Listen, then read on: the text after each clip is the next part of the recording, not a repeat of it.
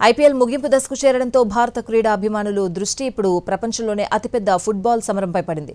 FIFA world cup 2026కి సమయం దగ్గర పడుతూ ఉండడంతో అభిమానులు ఆసక్తిగా ఎదురుచూస్తున్నారు.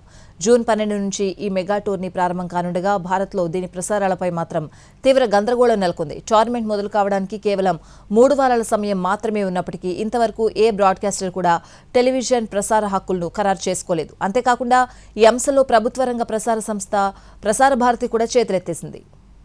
ఐపీఎల్ ముగింపు దశకు చేరడంతో భారత క్రీడా అభిమానులు దృష్టి ఇప్పుడు ప్రపంచంలోనే అతిపెద్ద ఫుట్బాల్ సమరంపై పడింది.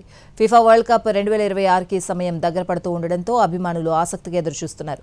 జూన్ 12 నుంచి ఈ మెగా టోర్నీ ప్రారంభం కానుండగా భారత్లో దీని ప్రసారాలపై మాత్రం తీవ్ర గందరగోళం నెలకొంది. టోర్నమెంట్ మొదలు కావడానికి కేవలం 3 వారాల సమయం మాత్రమే ఉన్నప్పటికీ ఇంతవరకు ఏ బ్రాడ్కాస్టర్ కూడా టెలివిజన్ ప్రసార హక్కులను ఖరారు చేసుకోలేదు. అంతేకాకుండా ఈ అంశంలో ప్రభుత్వ రంగ ప్రసార సంస్థ ప్రసార భారతి కూడా చేతులెత్తేసింది.